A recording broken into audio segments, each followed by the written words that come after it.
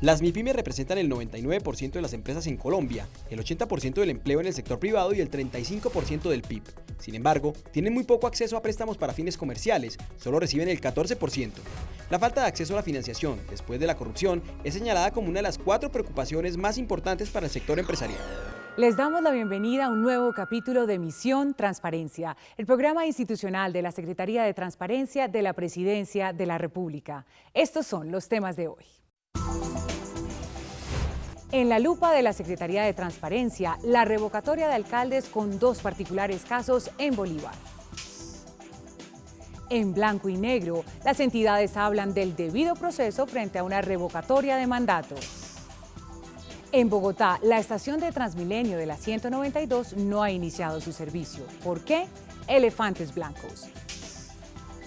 Ocasa, una corporación que busca crear conciencia de legalidad en los jóvenes colombianos. Así sí.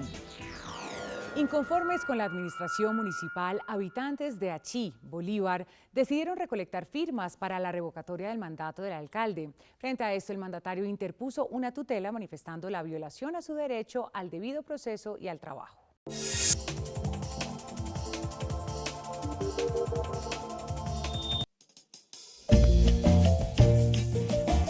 El pasado 3 de septiembre, habitantes de Achí, Bolívar, solicitaron a la Secretaría de Transparencia de la Presidencia de la República el seguimiento a presuntas irregularidades que se venían presentando en el proceso de revocatoria de mandato del alcalde Walter Villacop.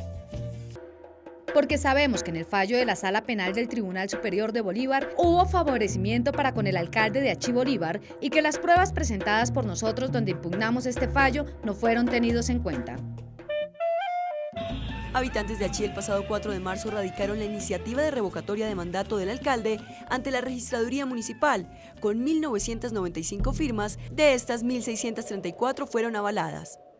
Por eso la Registraduría programó para el 25 de agosto la jornada en la que los habitantes del municipio decidieran en las urnas si revocaban o no el mandato de su alcalde. Pero un mes antes, el 22 de julio, el mandatario interpuso una acción de tutela ante el Tribunal Superior de Cartagena, argumentando que le fue violado su derecho al debido proceso, el derecho al trabajo y los derechos políticos. El tribunal, 9 días después, emitió su fallo donde consideró improcedente lo pedido por el alcalde. Es que el propio magistrado, el doctor Taylor Londoño Herrera, se declara, hace un salvamento de voto y le dice y le niega todas las pretensiones que el apoderado del alcalde dice, es decir, que los que fallaron fueron los 2 conjueces. Y el propio magistrado negó totalmente toda esa arbitrariedad que ellos estaban aduciendo ahí. Pero 2 días después, mediante el acta 132, el mismo tribunal emitió un fallo a favor del alcalde de Achí, ordenando a la registraduría suspender el desarrollo de las elecciones de la revocatoria. Por esto, los denunciantes solicitaron a la Secretaría de Transparencia el acompañamiento frente al fallo de la segunda instancia que debía proferir la Corte Suprema de Justicia. Finalmente, el 6 de agosto, la Corte declaró la nulidad del proceso y falló a favor de los denunciantes. A raíz del fallo de la Sala Penal, el registrador municipal acató inmediatamente esa orden donde dice que se anulaba el fallo procedido por la Sala Penal del Tribunal Superior de Bolívar y ordenaba a la Registraduría Nacional, Delegación Departamental y Registraduría Municipal de Achí, Bolívar a reanudar nuevamente las elecciones de la consulta revocatoria de mandato. La registraduría estableció el 17 de noviembre como la fecha para las elecciones de revocatoria del mandato del alcalde. Al menos 5.500 ciudadanos tienen que salir a votar, de los cuales la mitad más 1 tendría que votar afirmativamente que está de acuerdo con la revocatoria del alcalde.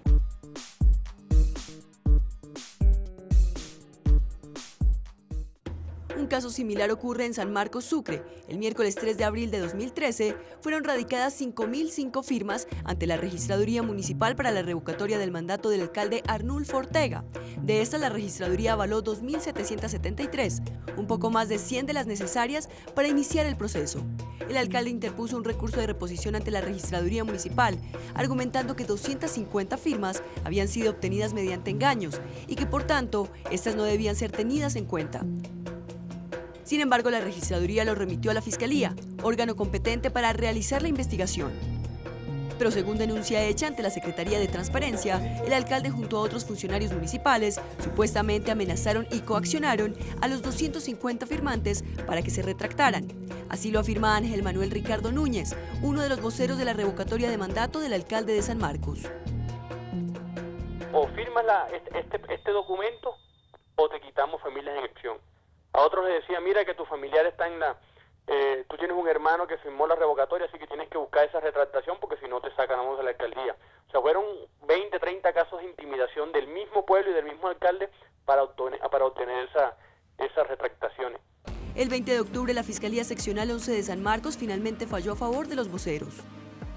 Pero el alcalde un mes antes, el 5 de septiembre, había interpuesto una acción de tutela para que se detuviera el proceso de revocatoria ante el juez promiscuo del circuito de San Marcos, Sucre, amparado en el derecho al trabajo, el debido proceso y a la contradicción de la prueba.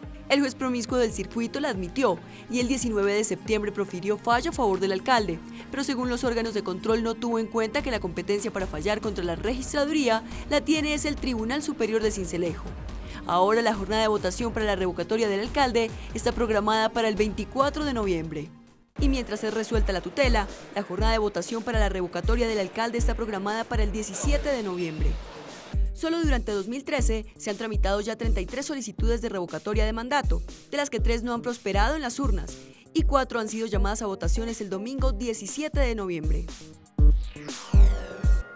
Pero este no es el único caso evidenciado por la Secretaría de Transparencia. A nivel nacional existen otros municipios en donde también, por irregularidades en la administración, se busca la revocatoria de los mandatarios. De esto hablaremos más a fondo cuando regresemos a Misión Transparencia.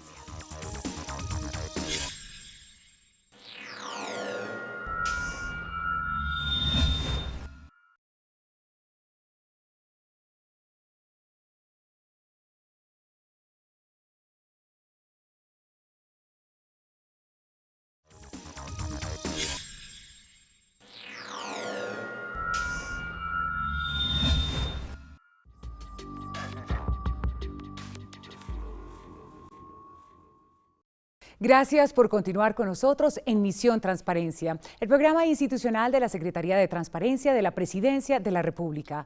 Los mecanismos para revocar el mandato de un alcalde se ven obstaculizados por prácticas que dilatan los procesos. Pero ¿cuáles son estas prácticas y cuál debe ser la actuación del Estado para que la decisión final sea la apropiada?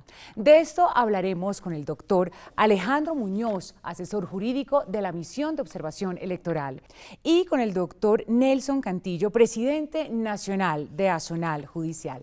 Bienvenidos, muchas gracias por acompañarnos. Muchas gracias, Bianca. Muchas gracias por la invitación. Doctor Muñoz, ¿cómo es el proceso de revocatoria de un mandato? El proceso de revocatoria del mandato es, primero, un mecanismo de participación ciudadana, en el cual un grupo de ciudadanos inconformes con la gestión de gobierno de un alcalde pueden ir a la Registraduría Nacional del Estado Civil o a la Registraduría Municipal, si es del caso, solicitando que se le revoque el mandato al alcalde por incumplimiento de su programa de gobierno. Recordemos que en Colombia existe el voto programático. El voto programático es para alcaldes y gobernadores. Un alcalde y un gobernador presentan un programa de gobierno y este debe ser cumplido. Primer requisito, los ciudadanos que deseen promover la revocatoria deben recolectar un apoyo equivalente al 40% del número de votos válidos que obtuvo el alcalde. Ese es el primer requisito. Si se cumple con ese número de apoyos de firmas, la registraduría certifica y luego se convoca a elecciones. En ese proceso de convocatoria de elecciones debe participar un número de ciudadanos equivalentes al 55% de las personas que participaron de dicha elección. En ese proceso, la mitad más uno debe decir sí a favor de la revocatoria. En este caso procedería a la revocatoria del mandato. ¿Cuál es el procedimiento interno que debe realizar la registraduría frente a la revisión de firmas para la revocatoria de un mandato? Bien, la registraduría tiene el deber de velar porque los apoyos estén conforme a la ley. La ley 134 de 1994 señala unas causales por las cuales se puede llegar a excluir unos apoyos. Básicamente verifican que los formularios estén bien diligenciados. ¿Esto qué es? La fecha, el nombre, apellido de la persona que está firmando, apoyando la revocatoria, el número de cédula, la firma, y esos serían los requisitos. La registraduría verificaría entre un procedimiento administrativo que estas firmas correspondan a la persona que verdaderamente está diciendo que apoya, que las firmas sean suscritas por la misma persona, es decir, que no sea una sola persona llenando todos los formularios, sino que la misma persona que está apoyando la iniciativa los diligencie, y que la persona esté dentro del censo electoral del respectivo municipio o departamento que está iniciando la revocatoria, porque lo contrario no podría apoyar el mecanismo. Eso sería básicamente como los requisitos que haría la registraduría, que verificaría por medio del censo electoral. Doctor Cantillo, ¿puede un juez reversar una revocatoria del mandato? Los jueces, pues lógicamente, mediante la acción de tutela, pueden intervenir en tomar este tipo de decisiones en lo que tenga que ver con reversar las decisiones de la comunidad. Cuando estamos hablando de los jueces, estamos hablando de los jueces que hacen parte del Consejo de Estado. Es esta la vía expedita para que la rama judicial tome este tipo de decisiones. Doctor Cantillo, ¿hasta dónde llega la función de un juez frente a las acciones que en casos como estos adelanta la registraduría? Pues las funciones de este funcionario judicial están contempladas en la ley y en la Constitución. Sencillamente tiene que obedecer a una serie de mecanismos y protocolos que allí están previamente establecidos. Significa lo anterior que no puede tomar decisiones que atenten contra y que vayan en contravía contra las solicitudes que se están planteando. Doctor Muñoz, en caso de que las firmas no alcancen para revocar un alcalde, ¿el municipio puede más adelante iniciar de nuevo el proceso?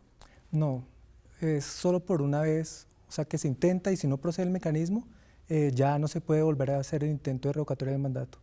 Bueno, doctor Cantillo, pues en este caso el alcalde interpuso una tutela alegando, entre otros, que se le estaba violando su derecho al trabajo. ¿Cómo se interpreta el derecho al trabajo frente a este mecanismo de participación ciudadana como es la revocatoria del mandato?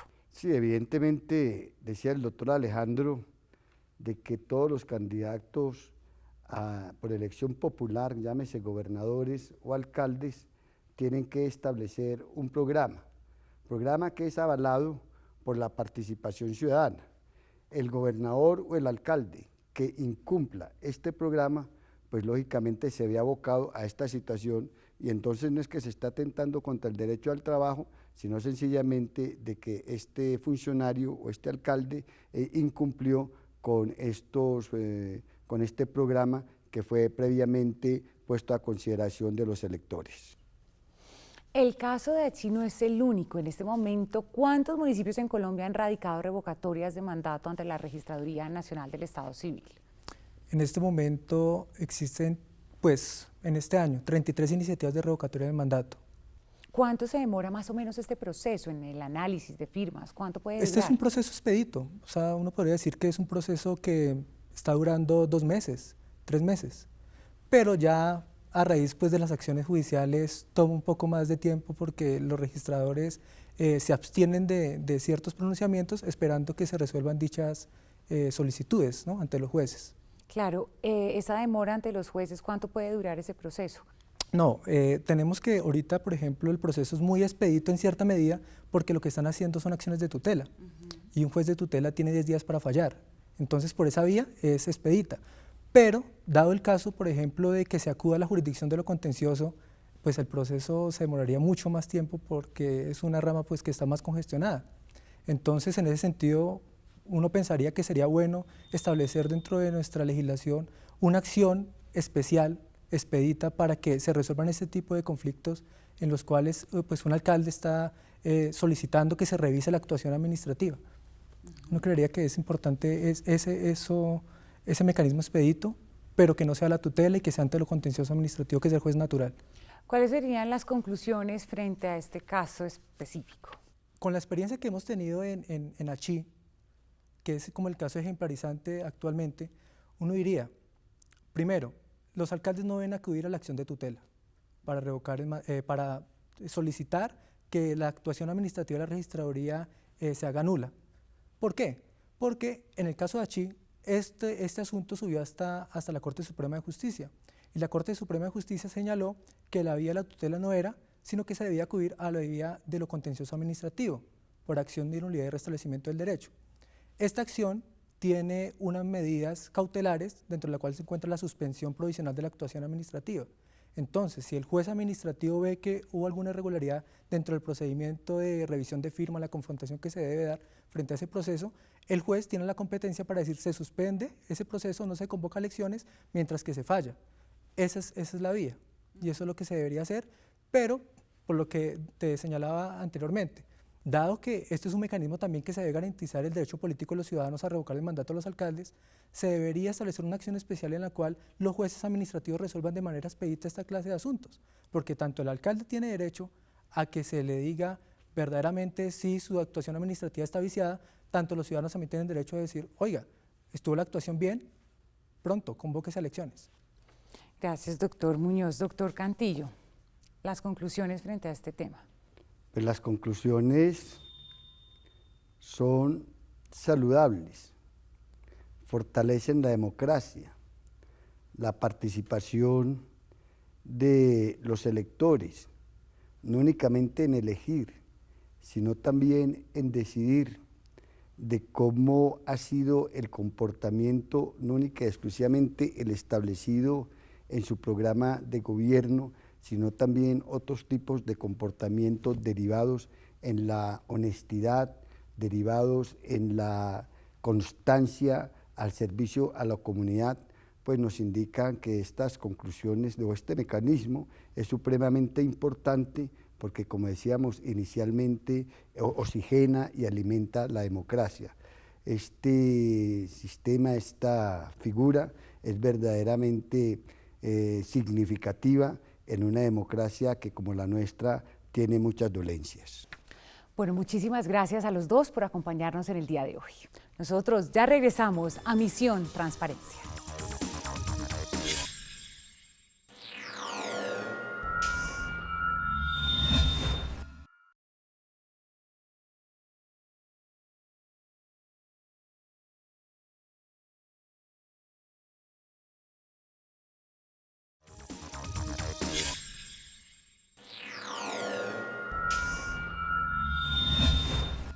Continuamos en Misión Transparencia, el programa institucional de la Secretaría de Transparencia de la Presidencia de la República.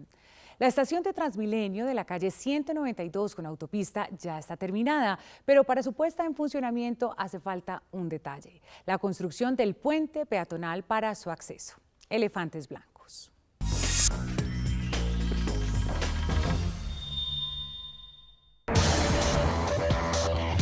Desde hace cerca de 2 años, esta estación de Transmilenio está sin uso.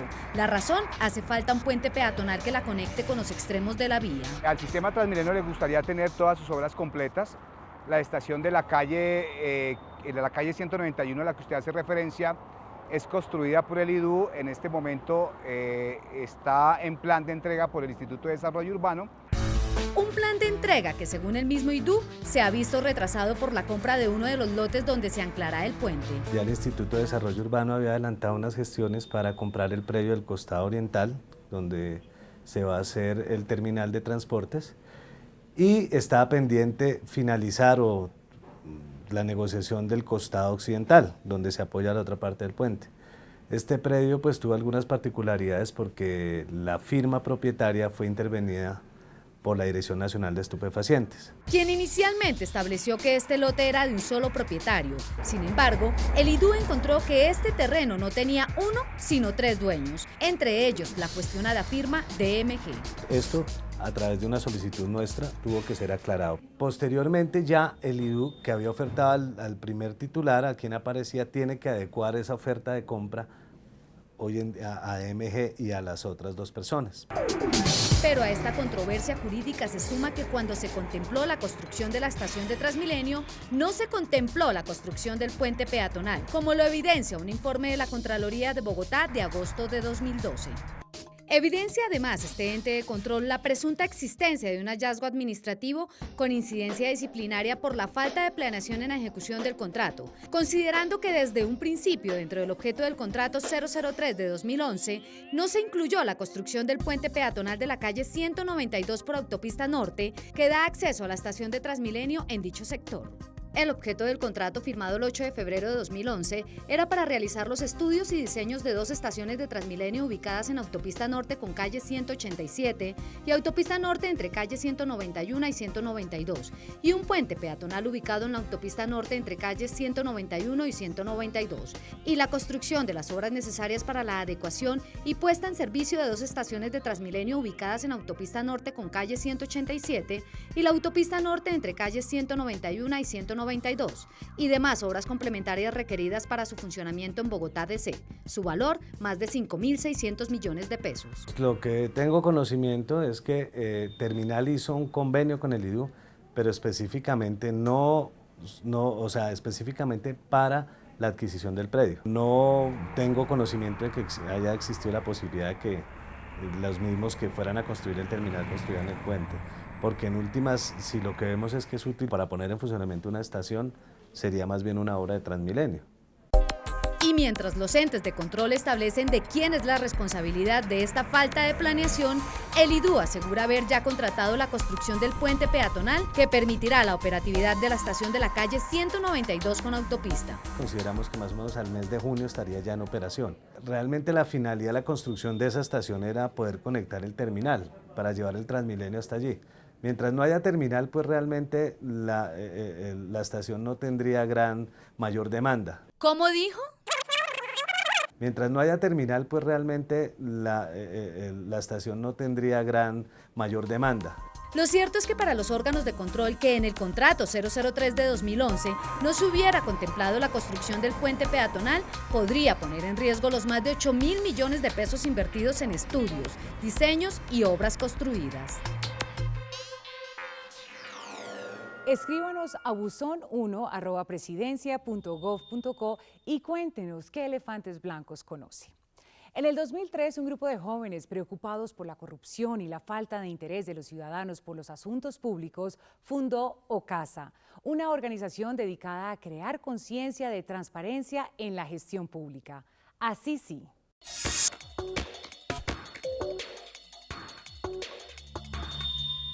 En lengua chibcha, la palabra OCASA significa verdad, y ese es justamente el compromiso que ha asumido esta organización de jóvenes para jóvenes. Esto nació hace 10 años por un grupo de jóvenes de diversos orígenes y diversas formaciones que se dieron cuenta que el tema de corrupción cundía y hacía falta generar más sensibilización y más herramientas para que los ciudadanos del común pudieran luchar, manifestarse, criticar y proponer soluciones concretas de cómo mejorar las condiciones de la democracia. Los integrantes de esta corporación vienen trabajando con la comunidad para crear conciencia de la importancia de la transparencia y la legalidad. Hacer apuestas muy chiquitas desde lo cotidiano. No me voy a saltar la fila, voy a pagar lo justo. Son acciones pequeñas que van empoderando al ciudadano para hacer transformaciones. Estos jóvenes han adelantado 32 proyectos, de los que según sus cifras se han beneficiado 6.000 jóvenes. Trabajamos con autoridades locales, es decir, alcaldías, y por otro lado trabajamos con actores no estatales, que son, digamos, organizaciones de la sociedad civil o consejos territoriales de planeación. En general es muy difícil vincular en un principio a la gente con los temas porque sienten que efectivamente pues, es una decisión de terceros, que la corrupción es de los nules o de los grandes elefantes blancos que uno ve en la ciudad, pero que no pasa en el conjunto residencial. OCASA también se vale de la tecnología para llevar su mensaje. Hicimos unos programas que se llaman Corrupción en Off, que los tenemos en el canal de YouTube, que son una serie de 6 programas que consultan con los ciudadanos, ellos cómo ven el tema de la corrupción, en qué creen que los toca, si es que los toca, y cómo empezar a hacer mejoras en ese sentido. Damos unos conceptos, hablamos con unos expertos y damos unos tips de cómo participar.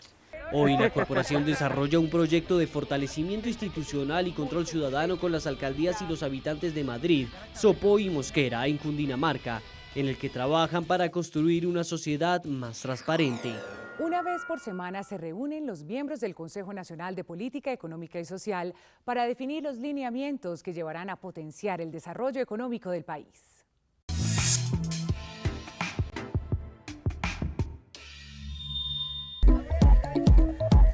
El Consejo de Política Económica y Social COMPES es presidido por el Presidente de la República e integrado por el Departamento Nacional de Planeación y los ministros.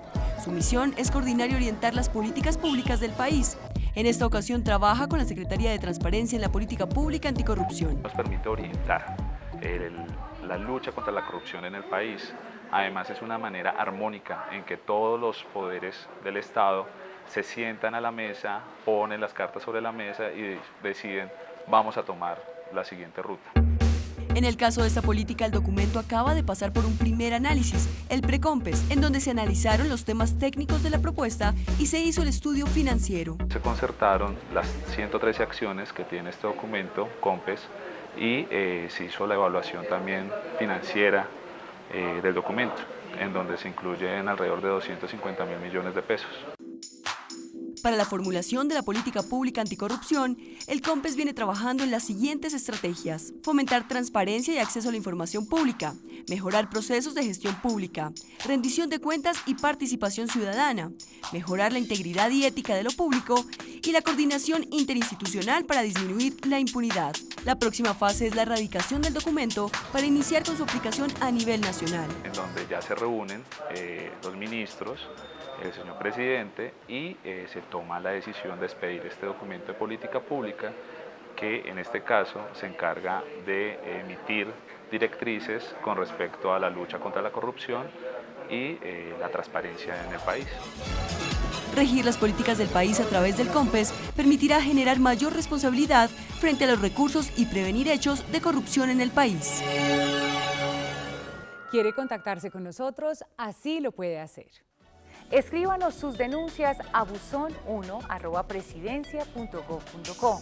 También puede escribirle al secretario de Transparencia a su cuenta en Twitter, @RafaelMMerchan.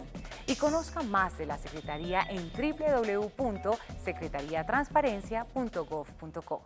Llegamos al final de Misión Transparencia. Gracias por acompañarnos. Nos vemos en la próxima emisión. Hasta pronto.